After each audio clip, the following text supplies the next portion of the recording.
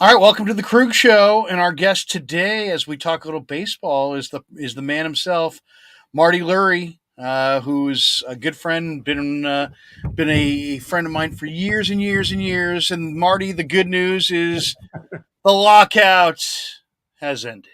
Thank goodness. This was starting to wear on people. So I got my baseball now. Look at I that. can look around with it and everything. I think public opinion had a lot to do with this. I really do. Randy Levine from the Yankees, one of the owners, said, "Hey, get this done." And look at the rank and file players, how they voted 26-4 for the 30 teams to get this done, even though the executive board said no. So I think public opinion had a lot to do with it. I think, as you just said, we're glad it's back. We're glad the lockout's over. And it's like turning a light switch. Overnight, everyone was moaning and groaning about baseball, and baseball's done, and baseball's this. And you look at all the tweets and everything today, and baseball couldn't be better. Well, how's this going to go? Why don't we start there? I mean, first of all, what did you think of the agreement? There's not going to be, there's going to be a universal DH in the sport. We know that screwball idea of putting the runner on second base in extra innings, just bastardization of the game, that's been eliminated. No more of that. But we have DH in the National League now, so there is not two brands of baseball. There's one brand of baseball, universal DH. What did you think? I mean, and 12 teams going to the playoffs. Last year there were 10. They discussed as many as 14. And when I looked at what that would look like on paper, Marty, that would have meant last year, at least in the National League, that the Phillies at 82 and 80 would have been a playoff team. And come on, we don't want that. So I like 12 over 14. It's still expanded, but it's not 57% of the league or something is going to make the playoffs. What did you think of the agreement? What did you think of the changes that we're going to see? Well, first of all, I don't care about the money. I really don't. Neither do I.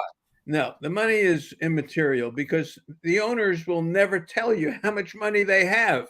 Right. So for us to say, well, this is a good deal, that's a bad deal, I don't care.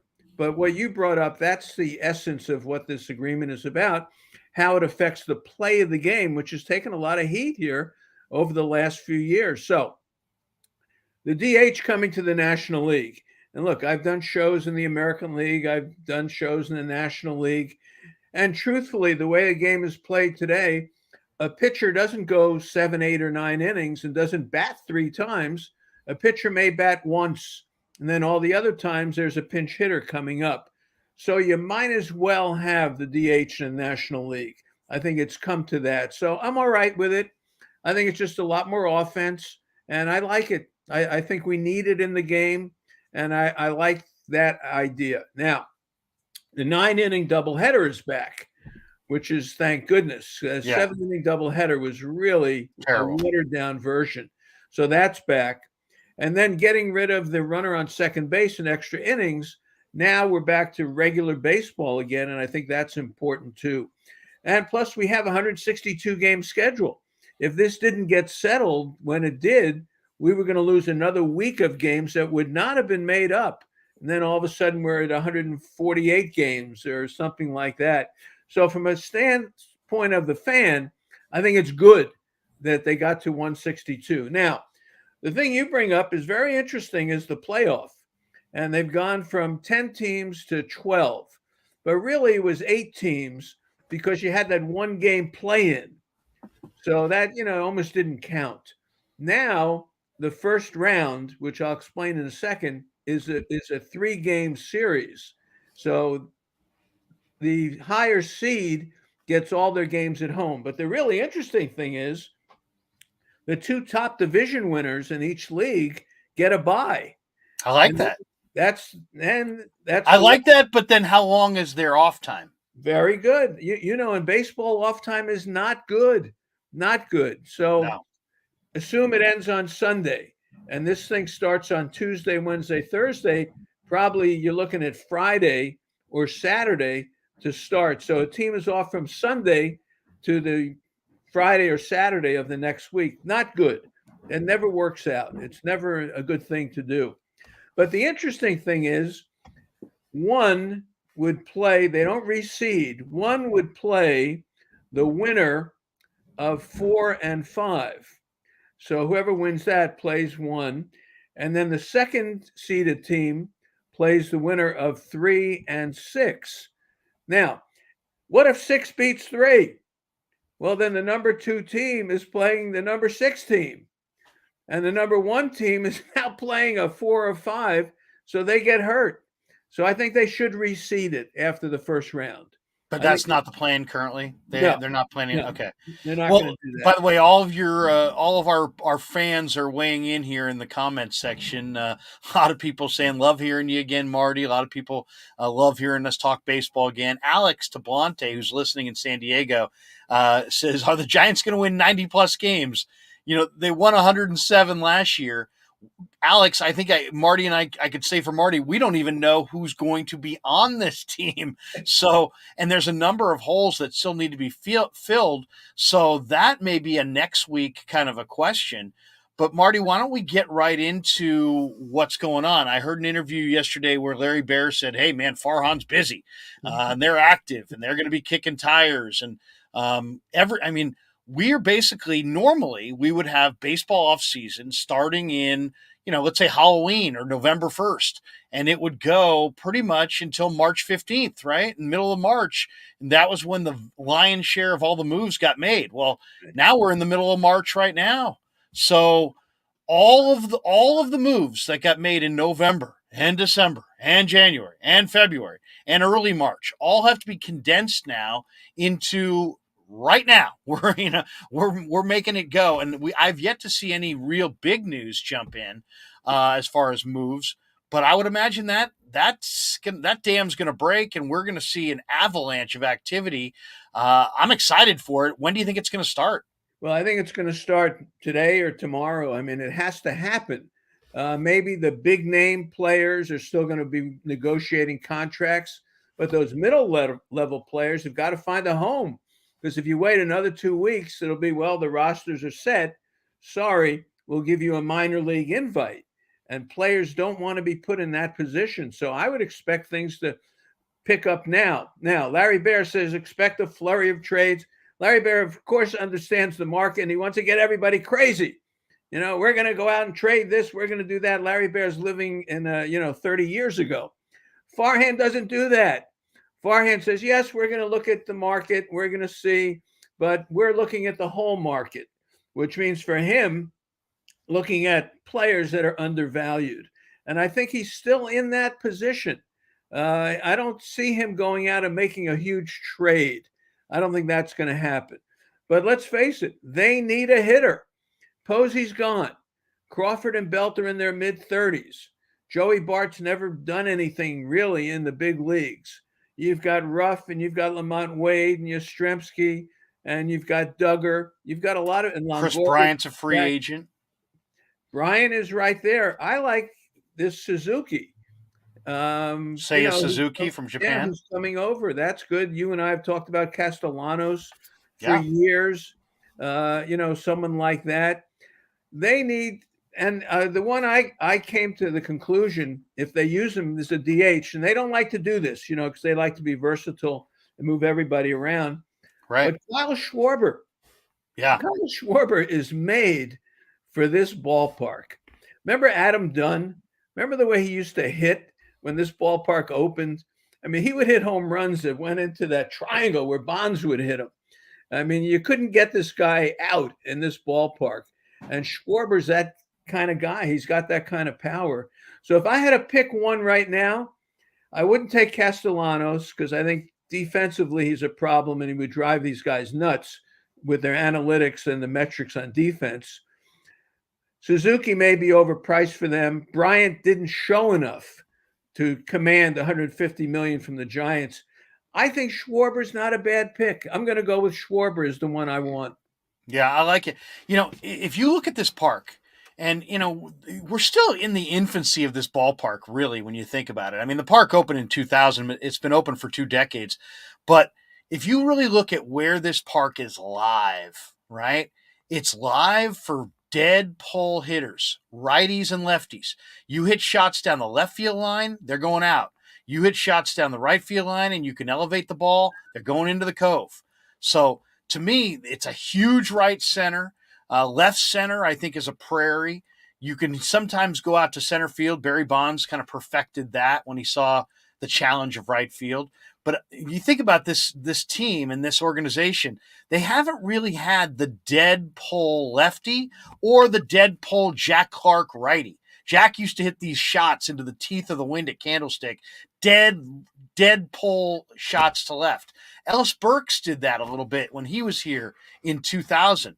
But Marty, I think this park is live for pull hitters if you can pull the ball either as a lefty or as a righty. Now, I threw out, I like Schwarber instead of Chris Bryant, and somebody's like, well, you like Schwarber? Schwarber's not a defender over Chris Bryant. But if you look at the numbers last year, Bryant plays everywhere. He doesn't play anywhere well. And I realize Schwarber's a DH, first baseman, left fielder strictly. He's not a great defender. But he had 100 fewer at bats last year. He had 7 more home runs than Chris Bryant. So, and he had a higher batting average and more production in limited at bats. So, I like the idea of Kyle Schwarber. Any other names come to mind? And what's around the diamond on this team right now? It's Belt at first, right? At second, what are you looking at? You're looking at what? Listella? Listella's coming back from the Achilles, so you maybe don't know. Solano? Is Solano in that mix? Gone. No, Solano is. He's a free agent. Yeah, Solano's going to go. Flores. You got Wilmer. And then you got Dubon and Estrada fighting it out for that extra infield spot. So not having Solano is a problem. I would have kept Solano. But they could still bring him back, right? He's not signed elsewhere. Yeah, he hasn't signed anywhere else. Yeah. But they haven't shown an inclination to do that. Estrada looks like the guy because he showed him enough with some power, like you talked about, some good at bats. He could play a few positions. Dubon, for me, went backwards last year. He did not have a good year, and I wouldn't turn over second base to him. But they need a platoon there with Listella and probably Estrada and Flores. Flores just comes off the bench swinging the bat. The guy just swings the bat. Oh, he's a good hitter, yeah. Especially against lefties. He crushes lefties. And he's not bad to back up Longoria third either, I'll tell you that. And he can play a little bit of first base too. So I think the infield is pretty well set. Then when you get to the outfield, you're talking about Ruff, Slater, Wade, Yastrzemski, people like that. Duggar. And that's where they need some help, I think. I think they need that right-handed bat if they could get it. But I'll take any bat for me, honestly. Yeah. That's a legitimate major league bat in the outfields. And then catching, right. You got Joey Bart, who did not have a good year last year. He's hurt all the time. And, when you start getting that history of getting hurt all the time, somehow it bites you again when you get up to the big leagues. Then you got Casale behind him. They need another catcher too. So the point is, they've only got 2 weeks, two and a half weeks to really pull it together. And this is what fans love because we can do this show. Awesome. We could do this show 6 times a day. Right, exactly. For the next 2 weeks. And that's what baseball's all about. We all want to be you're one of the best general managers in the media I've ever met. Thank you. You've given advice to Ned Colletti. You've given advice to Brian Sabian. You've given advice to Farhan. You give advice. They don't want any of it. They don't want any of that advice. It doesn't matter. We love it. We like that part of baseball. And the Giants have to give us a little bit of that, which I hope they're going to do. All right, let's hone in on a couple spots. You mentioned catcher.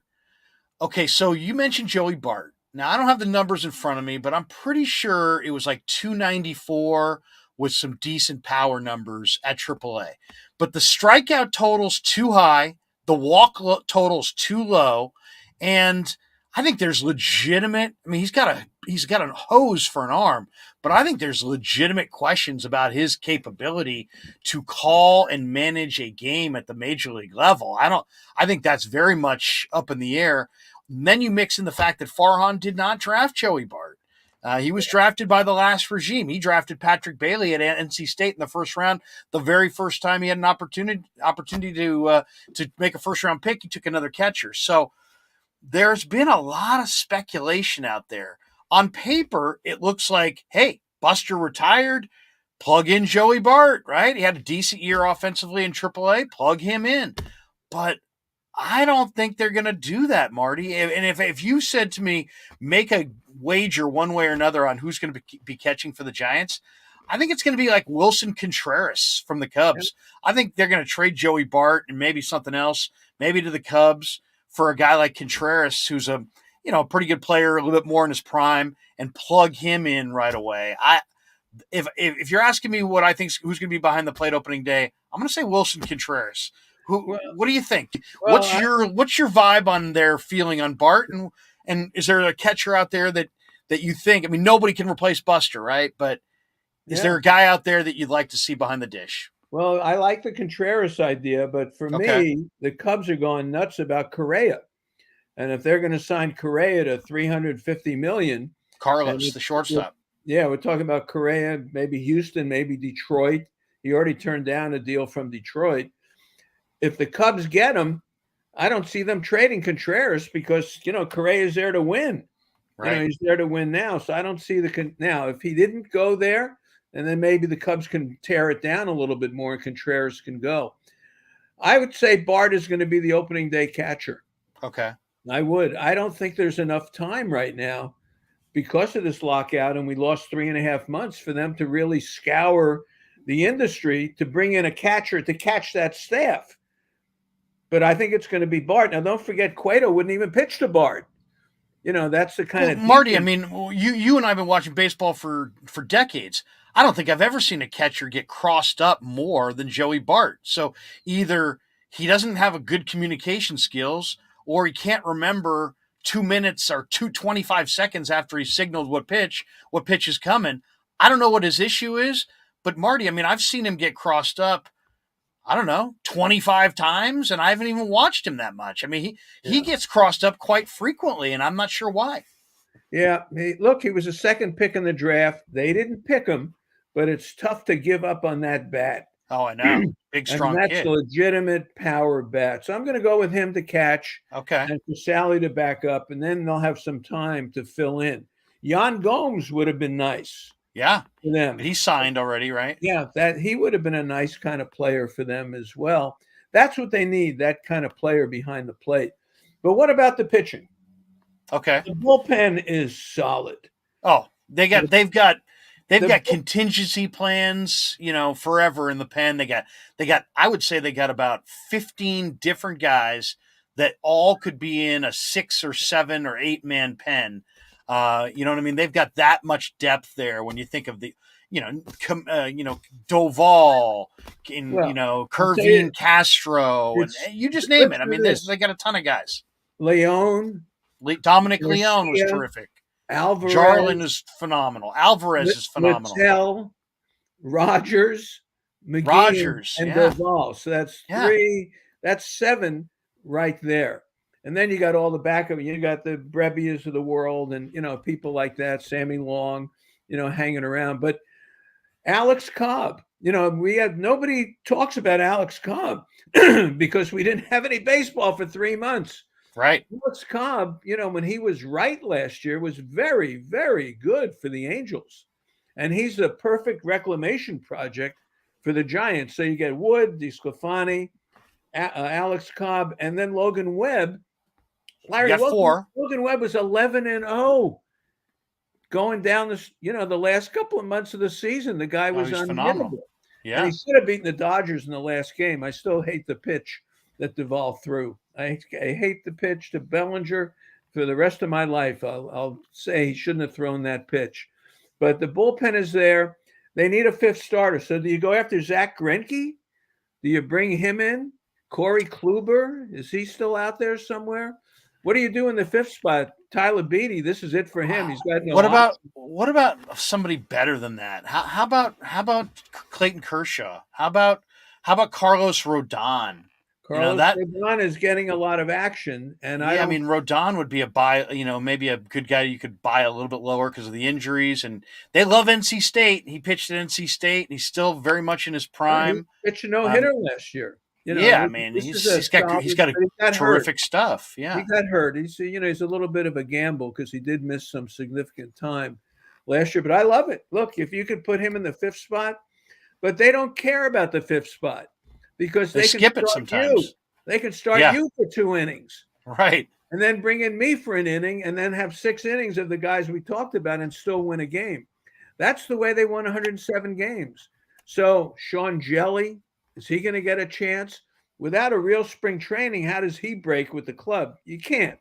There's no Yeah. way. He's going to be How in long is AAA. spring training going to be, Marty? Do we have an idea on that? Well, it'll go. I assume it's going to start. The games will start on the 18th, which is a week from today. I'll be on the air 2 weekends at least down here. Then probably a third weekend will be added, and then they'll break camp and go April 7th and start the season. So I would say the rest of March, and so we got 3.5 weeks probably of spring training. So it's not good for players on the bubble. It's No, not good for minor league invitees. no. Uh, to the major league camp. It really puts a squeeze on a lot of people. Absolutely.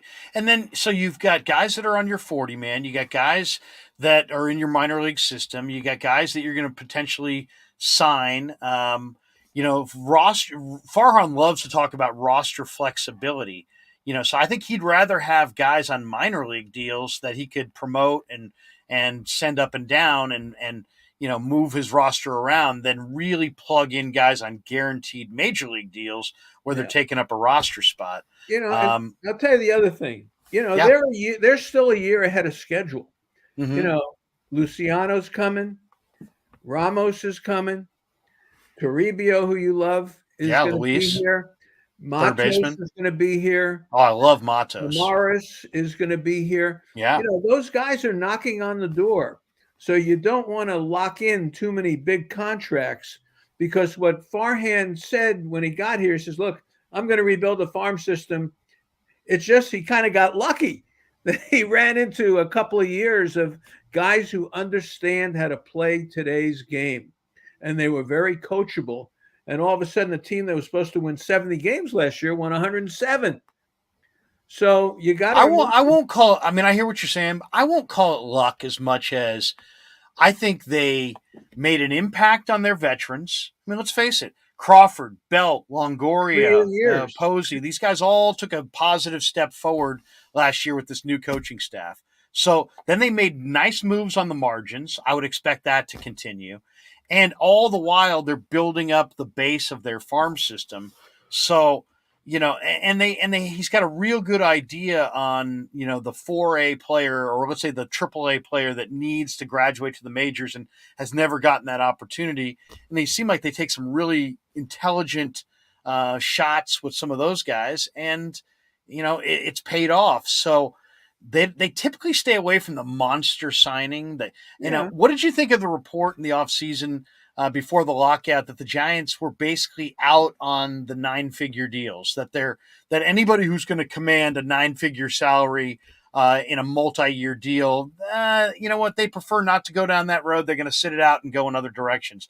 Do you think we never got concrete data that that's actually how they feel, or if that was just rumor? But what do you think of that as a game plan or as a philosophy? I don't like it. They may do it, but I don't like it because Posey's gone. You need a 3-hitter. You need a 5-hitter. Number 3 hitter. And the guys around him, as I've said, Lestella's injured. You got Flores, you got Crawford, you got Belt, you got Ruff. These guys are getting ready for Medicare. They're a little bit older players. You know what I mean? Yeah. And you need someone you need an anchor guy in the middle of that.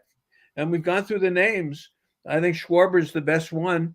And if you sign Schwarber, it's okay. He can be a DH for a while. He can do that. Ruff's going to be gone. Schwarber will be here for a few years. He's the right age. So I think he could still work with the young players coming up. He's not going to block anybody. You don't want anyone blocked of the young players who are coming up. Right. Looking at the Giants' young players that are coming up, you look at Luciano. He's not ready. I mean, a couple people in the comments are like, what do you think of Luciano? Is he ready? Luciano's awesome. He's not ready. Luis Matos, not ready. The kid, Jairo Pomeranz, not ready. None of them are ready. Maybe Ramos is maybe close. Elliot Ramos. That was the guy. You saw Ramos, and and we all saw him a couple springs ago. What do you think? I mean, to me he seems like a powerful. He seems like he a guy who maybe they drafted with the idea to play center, but maybe he's bulked up beyond center, and now he's more of a right fielder. But I love the potential for Ramos, and I think 2022 is his year to break through. I agree. I think that he's ready. He looks like Willie Mays physically. Think about Mays. Think about that. Think about what you just said there. The stature, right? The big 6'1", big powerful guy, lots of torque. I mean, just big arms and big shoulder. I mean, he reminds me of Willie. He does physically. Yeah, physically. And I've seen Ramos play, but you got to see him hit major league pitching. You just don't walk in and do it. So they've got to work him in. So where do you work him in? Maybe he becomes that right-handed hitting outfielder with Slater and Ruff. Maybe Ramos becomes that guy, but you got to give him at bats. If he's up, he's got to be your starting right fielder, right? Well, what are you going to do with Lamont Wade and Yastrzemski? Well, is it possible that Yastrzemski and Duggar wind up being the center field combination this year, and that you maybe throw Wade and Ruff in left? Maybe you have Ruff against lefties and Wade against righties. What are you going to do with in Slater? Left field? I'm not a Slater guy, but I mean Slater could share center field. He could share one of the corner spots. I mean, I'm not a big Slater guy, but do you like Slater? Yeah, I like Slater. I like the way I still think he's a good hitter. Let him hit the way he wants to hit. Don't make him pull the ball, but he's still got good power and he gives you a decent at bat. He's a right center, left center guy. Yeah, but this is where Suzuki comes in. He's a Gold Glove right fielder, according to what reports I'm reading. Outfield, you want to shift people around like that, and let's say Ramos is not ready, and if you want to make, I like the shifts that you're talking about, putting that combination. Well, then go out and get Suzuki. Suzuki seems to be, amenable to coming here. Yeah. And now, from the Giants' standpoint, young enough, they've seen enough of him in Japan. They know that he's capable. Can he hit the fastball? Big guy. Have you looked at him? Yeah. He's a pretty. Not only that, Marty, he's got an incredible on base percentage. Yeah, this is not Shinjo. Knows the strike zone. Yeah, this is not a thin. This is guy. not Shinjo. He's not a slap hitter. This is not a slap hitter. This guy, he may not hit 38 like he did in Japan, but he looks like a power hitter. Yeah, I love that guy. And the arm too. He's got a good, excellent throwing arm. Obviously, guy knows the strike zone. I mean, the on base percentage is crazy. What about marketing him? Well, yeah. Come on. I think Schwarber would be a marketing sensation here as well. Absolutely, Schwarber. I hate to say it. I'm going to say like a Lincecum in a way. He's almost like an iconic figure with the home runs, and he's a little goofy looking.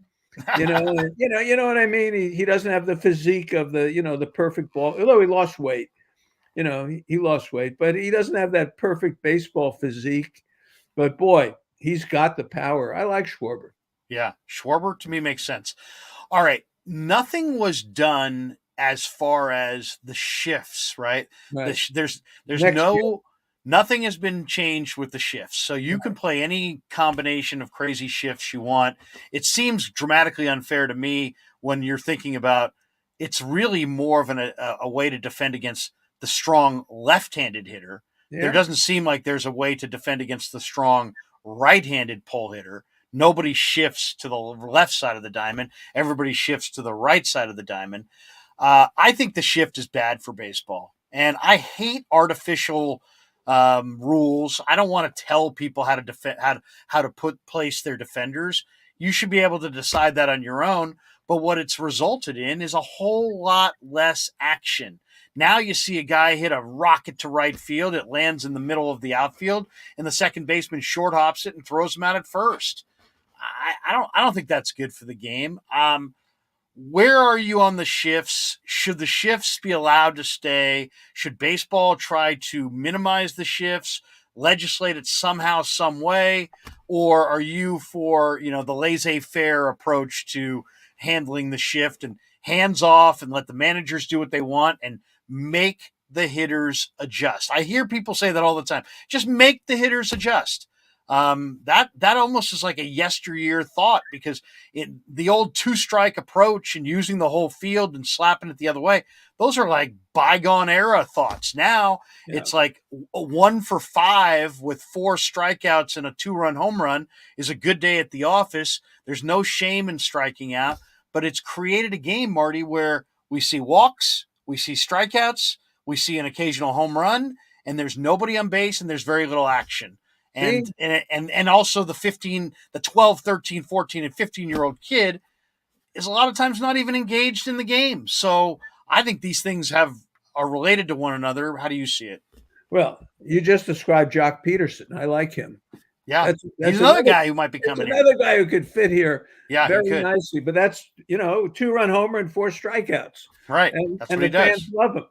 Well, the shift has wiped out a generation of left-handed pull hitters because the left-handed pull hitter hits it, as you described, right into the shift. So I say the game is at a crossroads.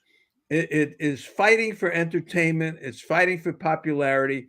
It's fighting to have a good, interesting game to go to that's just not walk, strikeout, home run.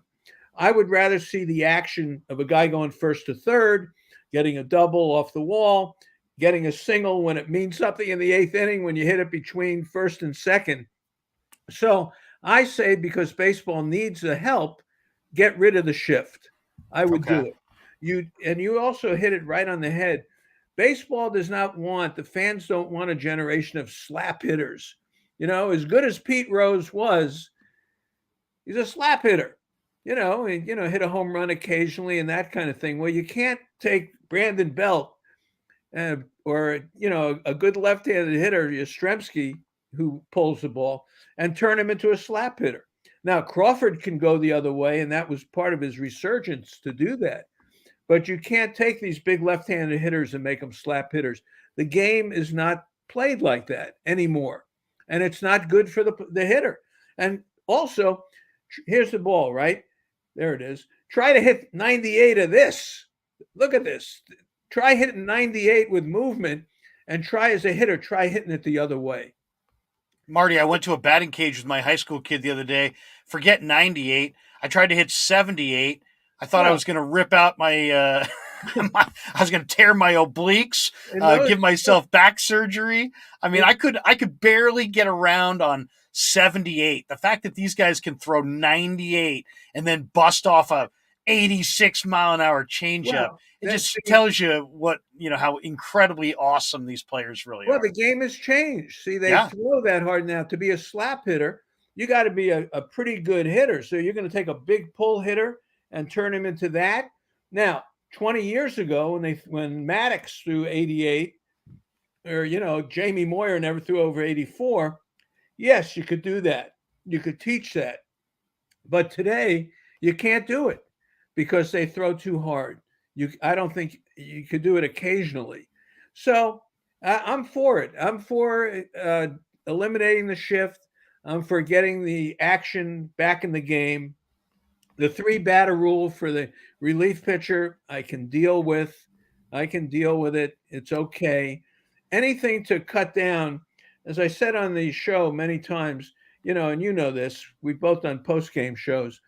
The first 6 innings could take an hour and 45 minutes. The next 3 innings could take 2 hours. Right. Because of all the pitching changes and how the game slows down. Baseball's got to get away from that.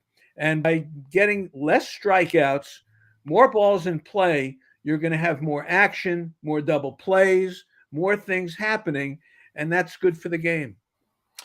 Baseball's got issues, a lot of different issues. I mean, we're talking about cutting out this and making the game faster. And it's like, it's pretty obvious when you have kids that they're not watching this game just because it's 7 minutes faster. They're not going to watch this game because it's 12 minutes faster. They're not. We're kidding ourselves. Does it need to be faster? Yeah. Does there need to be more action? Yeah. But they've got to connect to the young person today, and it goes so much beyond just the length of the games, Right. Even the pace of the games. Baseball's got to do a little bit more to reach out to younger people. We've got a bunch of people here listening or following us on YouTube. Jack in the 510 says, I think that each player, now he's talking about the shift, Marty. He says, I think that each player should be able to shift within the general vicinity of their position. I'm tired of seeing the shortstop and the third baseman on the right side of the diamond. I kind of agree with Jack there. I mean, Yeah.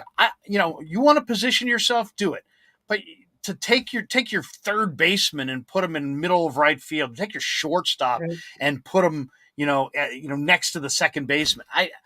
To me, I don't want to see lines all over the field. But how about second base as the mark of demarcation?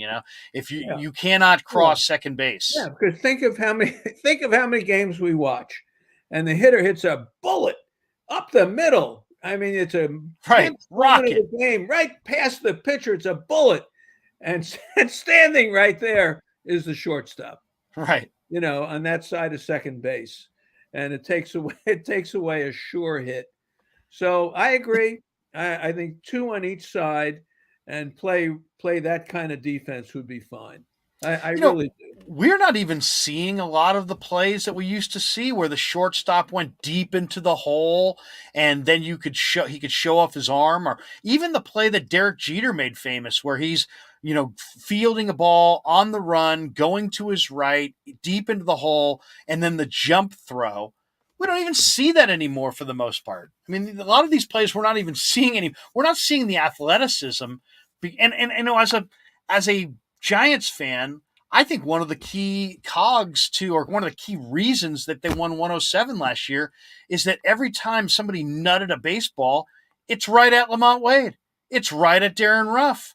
It's right. It's like you no longer need great range to play the outfield. You just need analytics. Marty, I was watching a game in August. It wasn't the Giants game. It was some other teams. And manager comes out to the mound, does a double switch, pulls the left fielder. The left fielder ran from left field. The new left fielder ran out to left field. They crossed right around the pitcher's mound. The old left fielder got 15 feet from the dugout. He reached into his back pocket, realized he still had the index card, and sprinted all the way back out to the outfield. And they met like at shortstop, and they handed off the card. When that card is so vital that a professional baseball player is going to run back out to hand him the cheat sheet. Yeah. I mean, that tells you that it's no longer a suggestion. It's no longer, I think you ought to. It's like, you will play here according to our analytics, and there's no room for negotiation, and it's a vital component to your defensive alignment. But it's okay. That's the world today. That is it. That's it. Bobby Valentine said it. I think he's got a book out, Valentine's Way, and he was one of the originators of this thing when he managed in Japan. They had every pitch charted. They had every count charted. They knew the speed of the pitch. They knew where the batter hit the ball. They knew what inning it was. And he had all this information. Well, how about quadrupling that now with the information that they have on defense? And they can figure it out. It's up to the pitcher. If he throws the ball where he's supposed to throw it, this is going to happen. And I don't have a problem with it. It looks kind of childish and foolish that you got to pull a card out. That's you don't like that part of baseball, but it's based on very sound principles, and that's part of what makes the Giants the Giants. I think they out-prepare everybody. I don't think there was a team in baseball last year that pushed them around in any manner of the game. Larry Krueger, Marty Lurie, we're talking a little baseball. The lockout has ended. The baseball player maneuvering, it might have started as we've been talking here. 300 people. It will get ramped up for sure. Couple quick things. You're good friends with the man you call the professor, Ron Wotus. Right. I consider him a friend as well. Ron, multiple decades on the bench for a number of different Giant managers through the years, and as respected a baseball man as there is in the game, really. I hadn't heard any of the specifics, but you probably have. What is Wotus's role going to be this year? How is he feeling about it? What's his mindset coming into 2022? Well, he's very excited. It's a new challenge for him, and he's going to be in uniform before the game. He's going to be mentoring the coaches. He's going to be part of some of the meetings, but he's going to be working with the players before the game. Then during the game, he'll watch the game, not in uniform. And then after the game, he'll be available to chat about the game after the game. So he's going to be doing that for every home game. And he's very excited about that. Then when the team's on the road, he'll go to San Jose, Sacramento, and travel a little bit in the minor leagues. But he understands it's very hard for someone to just walk in 2 days and tell the San Jose shortstop, well, you better do this, you better do that. It's Right. not easy to do that. So he's going to tread lightly with that, but he's trying to get his feet on the ground on how this is going to work out. He's down here now. He's been in the minor league camp, but it's like Joey Malfitano taught Flannery, taught so many people how to be a third base coach. Well, Woe is in that position now to teach the younger coaches, because most of them had no major league experience, really. So he's in that position to be the elder statesman. And I commend Larry Baer, I commend Farhan, I commend Kepler for accepting the knowledge that Woe has. And he's very excited about it. He'll still be with me on the show Sunday mornings, and we'll cover all of baseball and all the different dynamics. There's no one in the game that I've ever heard on the radio or TV who's an active coach who can break down the game the way he does without throwing the player under the bus. Yeah. So instead of saying, hey, why didn't LaStella slide there? I'll say, well, in a situation like this, where you got a runner coming from first to third, and it's a 2-1 game, and it's a great right fielder, how do you go into third base standing up? So we don't have to throw the guy under the bus to do it, but we will teach that baseball situation. So he's very happy, very happy. One of the things Marty said there was down here. Marty's joining us from his winter locale, which is Mesa, Arizona. What is there going to be as far as spring training? And you've probably seen a number of articles in the the Phoenix paper, is the Arizona Republic, I believe. What's been the economic impact to places like Florida and Arizona, because they didn't have spring training so far this year. They didn't have it last year, really complete. They didn't have it the year before, right? This is like 3 years in a row. We got cut off right around now in 2020. Right. So you're talking about 3 years of interrupted or almost non-existent revenue for Florida, for Arizona.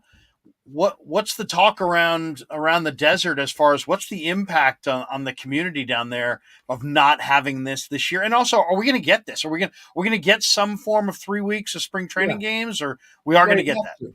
You have to.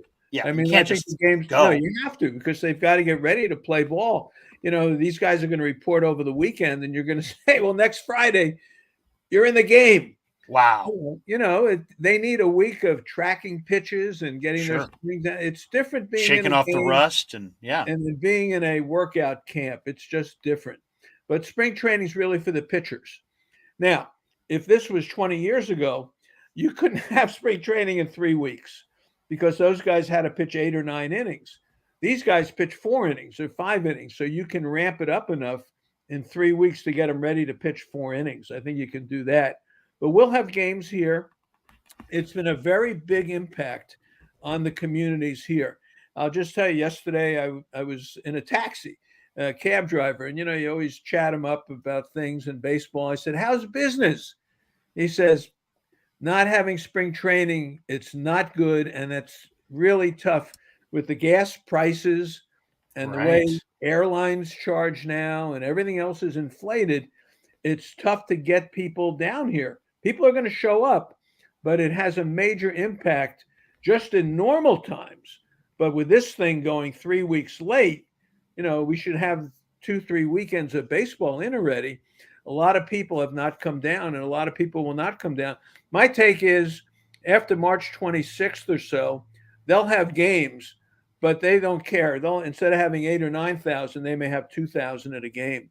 But they need the games. Yeah, absolutely.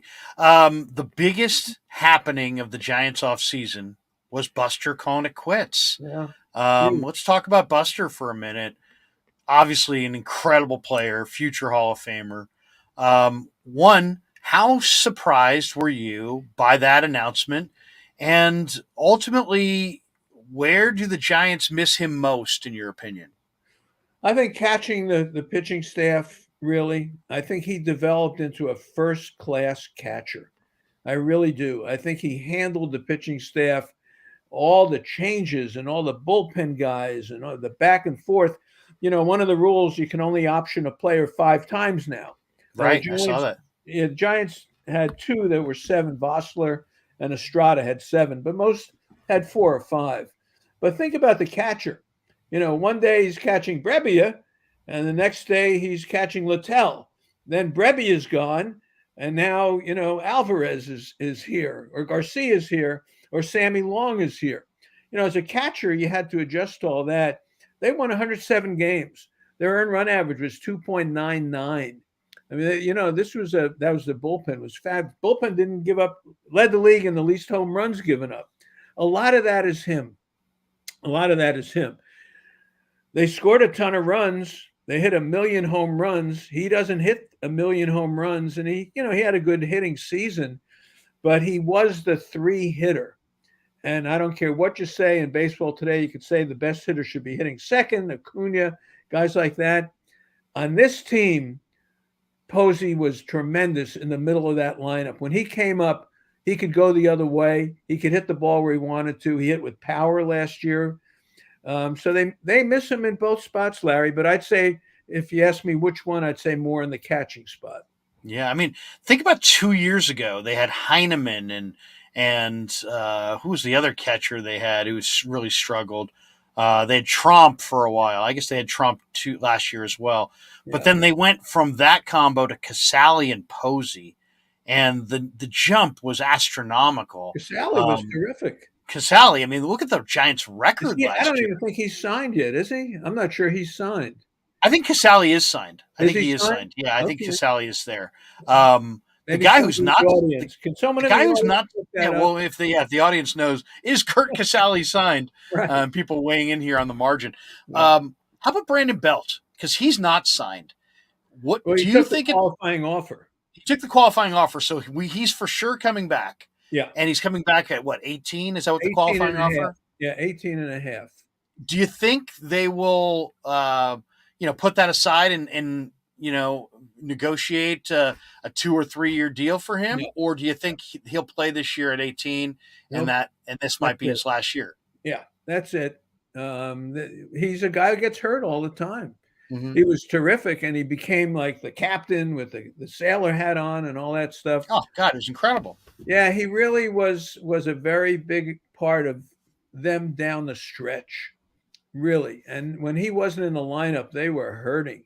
They needed him in that lineup. But he's a year-to-year player, and if they would have offered him 2 years at 40, I'm sure he would have taken it. But I don't think they offered it to him. So he took the 1 year at 18 and a half. A couple last things before we let you go, and we do appreciate you joining us on our YouTube channel, The Krueg Show, and hopefully we'll get a chance to do this. What is that background you got there? That's the lobby at the Westin Hapuna Beach Resort on the Big Island. Wow! Nice. Yeah, you like that lobby? It's beautiful. I love it. Come on. Yeah, it's an incredible lobby, and I can say nothing but amazing things about the Westin Hapuna Beach Resort on the Big Island. Greatest beach. You just got a week there. Yeah, the greatest beach I've ever been to, Marty, by far.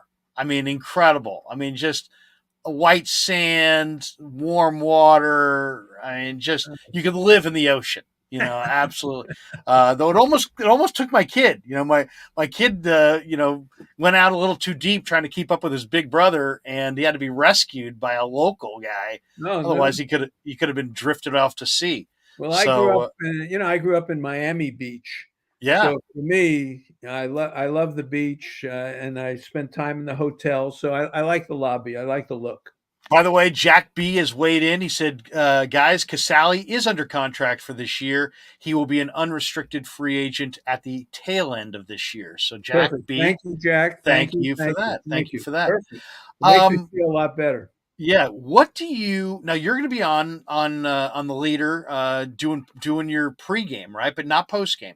Right. So what do you got? What do you got planned for this year? And what do you miss most? I mean, it's been a rough off season because we haven't had anything to sink our teeth into. We haven't had a single maneuver. There's been a total eradication of any dialogue around the game.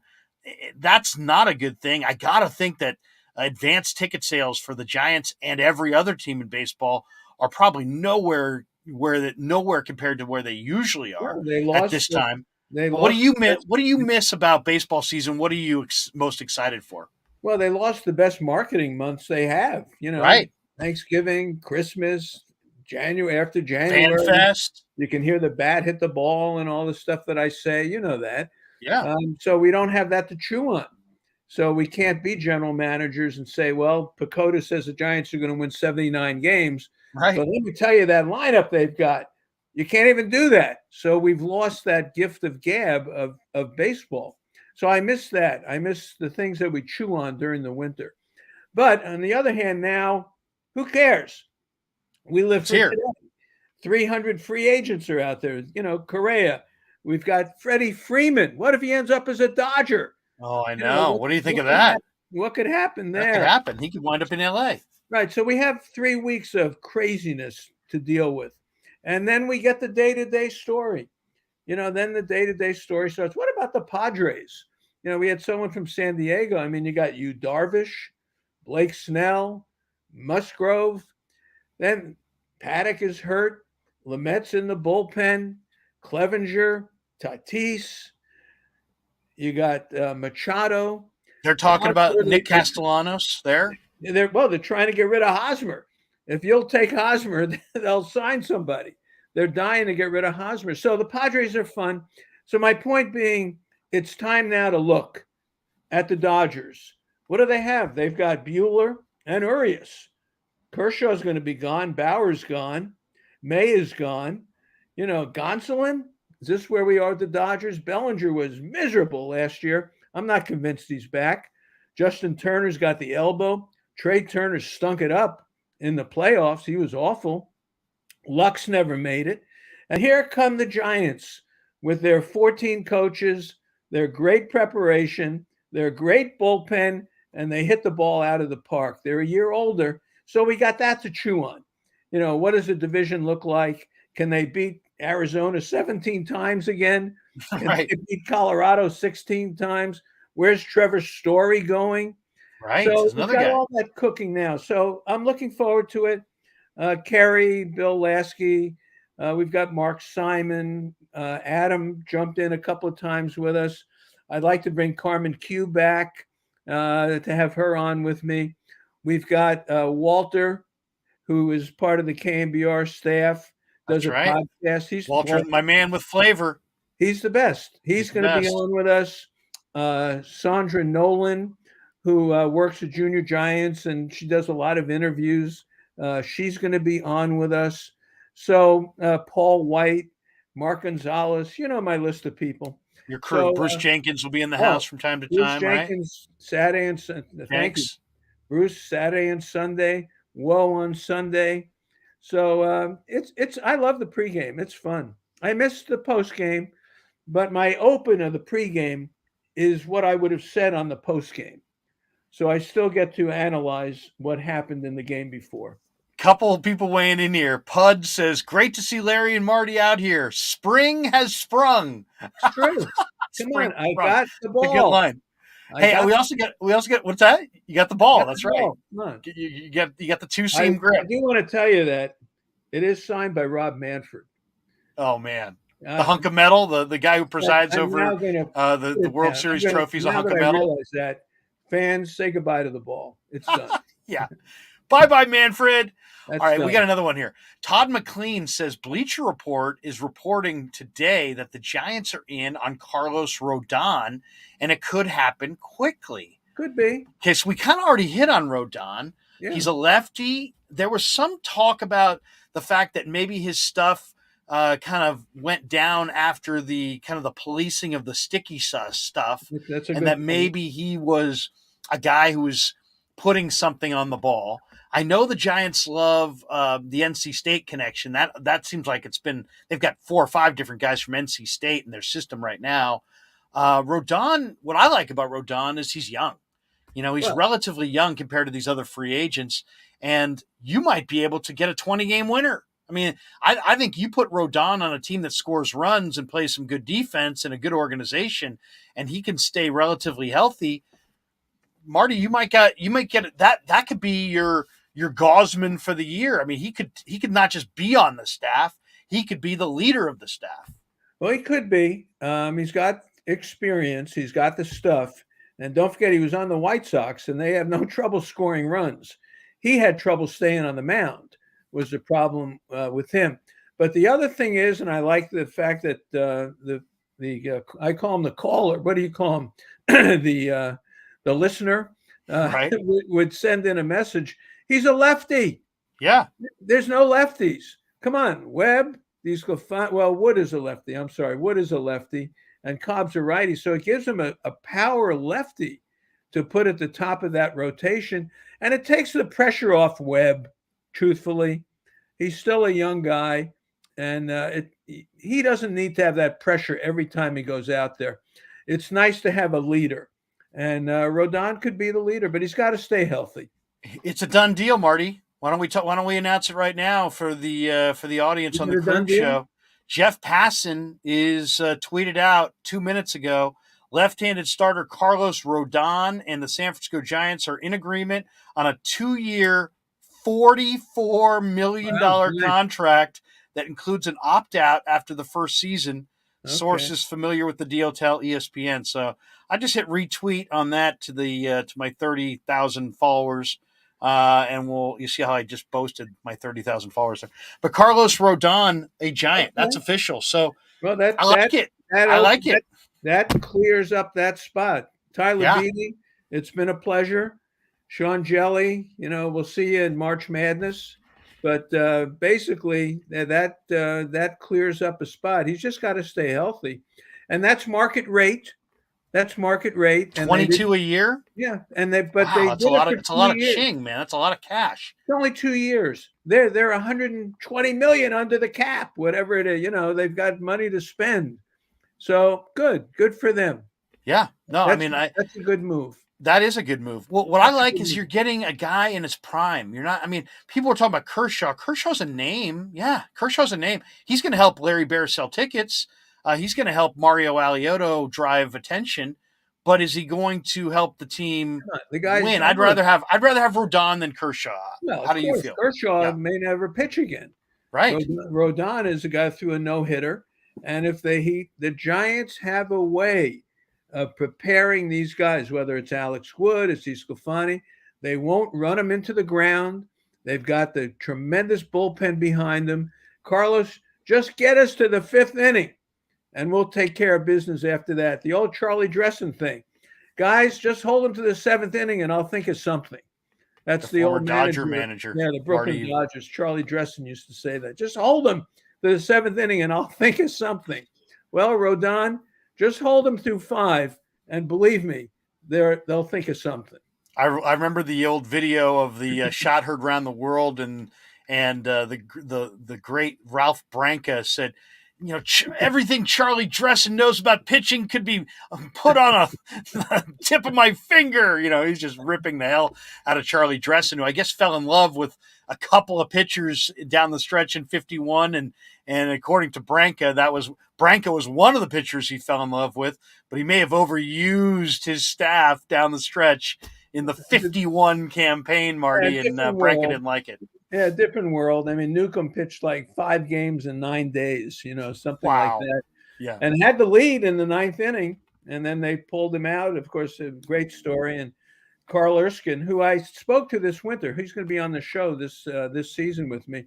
The great Carl Erskine from the old Brooklyn Dodgers, right-hander, still with us in Indiana. And he was warming up in the bullpen with Branca.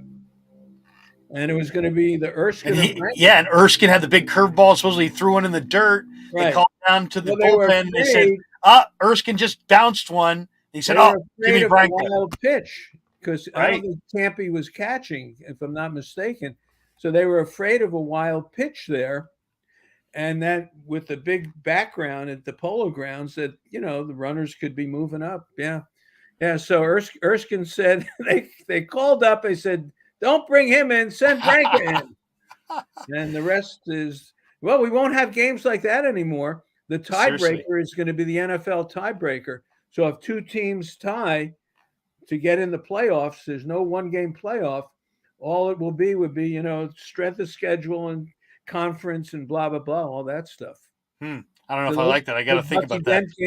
The Bucky Dent game is history. The Bobby Thompson game is history. Won't have that anymore. Let's finish with this because we're coming up on an hour right now, and I don't want to take too much of your day. But let's finish with a guy who has won me over completely, and I guarantee you, I'm not the only person who's been won over by this guy, and that is Gabe Kepler. Yeah. I didn't like the way that the local media just eviscerated Kepler at his introductory press conference because of his handling of a certain situation and how he handled it. And I felt like his heart was in the right place. He made the wrong decision. And people they acted like he committed the act as opposed to he made an error in judgment and how to he handle didn't show the proper respect to right. the other He made the person. wrong call. He made the wrong. I think we all can agree with that. Yeah. But and then the year one of Kepler, I was very skeptical of Kepler. Why? Because his two Phillies teams were basically 500, and both times they died in September. Neither team, both years that he was in Philly, they were woefully under 500 in the month of September. So I looked at that as, man, this guy is so intense, and he drives his players, and he's looking for incremental edges so much that he wears guys out. And by the end of the year, people are just tuning him out. That was my read on him. Then year one comes, and obviously, the pandemic was going on, and he made that one move where he pulled Gausman in the eighth inning at Dodger Stadium in a game where he was cruising. And that was like almost his Kevin Cash moment where it's like he decided at 3:00, if he gets to this pitch point, I'm yanking him. And he stopped watching the game, and I thought started reacting more to his notes and his pre-game plan. But this last year, Marty, and maybe I'm giving him too much credit, but I saw him evolve from a guy who was analytics, tied to analytics, to a guy who's influenced by analytics, but now is watching the game, trusting his eyes, maybe trusting Wotus a little bit. It wasn't 100% analytics. It was a mix. It was the Giants' incredible analytics and he's a very, very bright guy, and all of his baseball sense mixed in with the analytics. And I thought the 2021 campaign was as good a managing job as I've seen since, I would say, the best managing jobs I've ever seen. Felipe Alou in 2003, they won 103. He made every right call. Dusty Baker in 1993, his first year managing, he made every right call. He was super aggressive. He went for the win tonight. Those two guys I thought managed, and then I'd probably go Roger Craig in 86 as a manager who I thought was just really locked in. If I wanted to go further back, Joel Tabelli, 78. But Kepler last year was phenomenal. He won over the veterans. He did it his way. He still used the analytics, but I thought he used his instincts and his baseball history and knowledge as well. I could not be more impressed with Kepler and the job, the evolution from the beginning to where he was last year. I expect we'll see more of the same this year. You watch these games incredibly close and have a very strong opinion. Give me your thought. What'd you think of Kepler at the hiring date, year one, and then last year? Well, I agree with you on the hiring date. We were very skeptical about him because of what happened in Philly, and he lost the clubhouse. He had a lot of trouble. Farhan knew him and knew about the incident, and they worked through that. I think Kepler became a Bay Area guy. There's something special about living in the Bay Area, working in the Bay Area, and he became a Bay Area kind of guy. He understood the vibe of the Bay Area, and that helped him with the clubhouse. And he really handled the young players very well. And he has players who are beholden to him because he's giving them a chance to play. So I think that he matured, and I think his handling of the players was the key for me. Now, Tony La Russa said this years ago. You show me a good bullpen, I'll show you a good manager. You show me a horseshit bullpen, I'll show you a horseshit manager. He had a great bullpen, not a He good did. bullpen. Right. He had a great bullpen. Now, if he comes and makes the same moves this year, and Littell walks people, and Garcia gives up a home run, and Doval throws one over the catcher's head, we got trouble. But with what he had last year and the way he came through, he pushed the right buttons at the right time. A lot of it was analytical, that we want this matchup. He very rarely got caught in bad matchups. So I think he did a great job with what he had, but I think the players responded to him. That's the key. It's 162. It's a long haul. And they had pressure. God, they won by one game. They lost 2 games in a row. They're not winning the division. And he brought them through that tough mental time. And I think he should be commended for it. And I think he grew up. He's a Bay Area guy. He's an original Joe's guy. He likes walking around the Bay Area. He likes the Embarcadero. He's a Bay Area guy. And I think that's the biggest change for me. That's interesting. I had 2 conversations last year that I thought were really revealing on Gabe. One was with Buster, and he said, what he liked about Gabe and the Giants hitting staff was it wasn't a one approach fits all. Like, guys, this is our approach, and everybody, you just adopt our approach. No, it was like, here's what you're doing. Here's what we think you could do, and maybe their advice for Belt was different than their advice for Crawford and different than their advice for Buster. And so that was the point that Buster made to me. It was like, it's not a one size fits all approach. It's not like, we got some secret to the universe. You guys all do what we tell you to do and it will just work. It was like they went and carefully designed thoughts that would help each and every individual player separately. That was the one thing he told me. I talked to Brandon Crawford late in the year. And, Crawford is a better Crawford's a much better offensive player than he was even in 2014 when the Giants won the World Series. The guy had an MVP season. He was incredible this year. Yeah. He was absolutely incredible. And I asked Crawford about it, and he's like, we've always had information from our advanced people. We've always had information to help us be better players. But he made the point. He's like, our information this year is better than the information we've had before this year. And to me, this is, I didn't ask him to exactly delineate exactly word for word how it's better, where it's better. I'll take his word for it. When Brandon Crawford says, we've always had info, but the information that this staff and these analytics people and these advanced people are giving us is the best we've ever had. Yep. That tells you they're on the right page. That tells you they got the right approach. That tells you that the veteran players see the value in this young staff that has no rings, no World Series rings. The players are wearing the rings. The coaches aren't. But the players have bought in completely to the young coaching staff. Why? Because that coaching staff, through their information, have convinced these veteran players that they can make them better. Yeah. And the players are buying in. So, I think in some ways, if you're a Giants fan, it's never been better than what it is right now. Why? Because they got deep pockets. They got the Mission Rock money coming. They've got a farm system that's spitting out guys. They got an organization that's smarter than ever before. You put all these things together, and I think they're a contender. Are they going to win a 107 this year? We don't even know who's on the team yet, so we can't really speak to that. But I feel very confident in saying they're a contender, and they're going to continue to be a contender. No, they're a solid ball club, and you hit it perfectly. I don't even have to respond to it. Their analytics, they have one coach for every 2 players. They've got 14 coaches, and they all contribute. But the analytics, they have it down. I'm telling you, I said it earlier in the show. Nobody beats the Wiz. No, nobody out prepares them. Nobody out prepares them. That's the deal. And I tell you, they will win 107, but they're going to win 90, Yeah. and they're going to be a playoff team. Yeah. I firmly believe that. I believe think that as well. they may not win the division, but they're not coming in third. No. Marty, we'll let you go, but some of the response on the from the text line here. One guy says, "In Farhan we trust."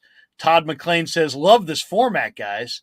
Jack in the 510 says, "Great show today."